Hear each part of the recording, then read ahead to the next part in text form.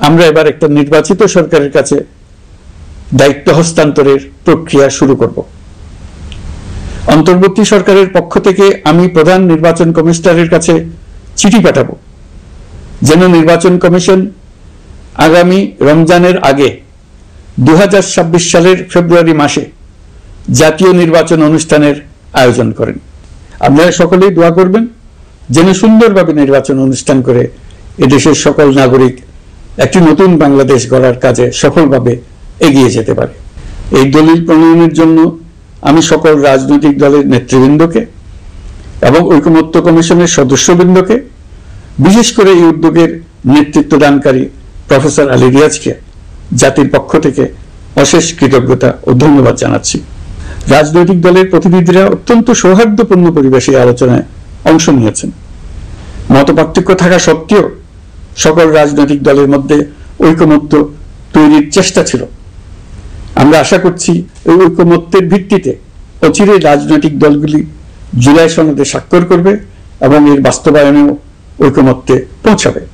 জুলাই সনদ বাংলাদেশে সুষ্ঠুভাবে ক্ষমতা হস্তান্তর, জবাবদিহিমূলক রাষ্ট্রীয় প্রতিষ্ঠানগুলোর স্বাধীনতা ও সক্ষমতা, নাগরিক অধিকারের সত্যিকারের বাস্তবায়ন, রাষ্ট্রীয় সম্পদ ও সামর্থ্যের ব্যবস্থাপনা নিশ্চিত করবে।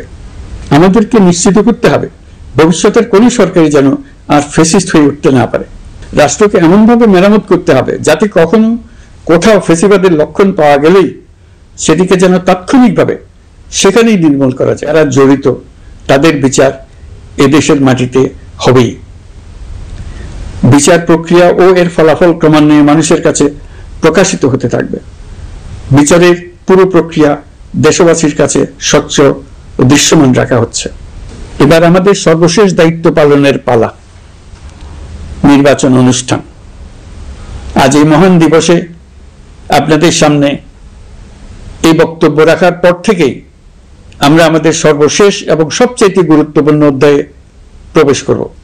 আমরা এবার একটা নির্বাচিত সরকারের কাছে দায়িত্ব হস্তান্তরের প্রক্রিয়া শুরু করব। অন্তর্বর্তী সরকারের পক্ষ থেকে আমি প্রধান নির্বাচন কমিশনারের কাছে চিঠি পাঠাবো যেন নির্বাচন কমিশন আগামী রমজানের আগে 2026 সালের ফেব্রুয়ারি মাসে জাতীয় নির্বাচন অনুষ্ঠানের আয়োজন করেন।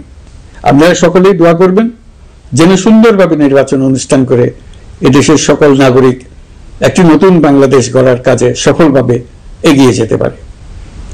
আমরা সরকারের পক্ষ থেকে এই নির্বাচন যাতে সুষ্ঠু, শান্তিপূর্ণ এবং উৎসব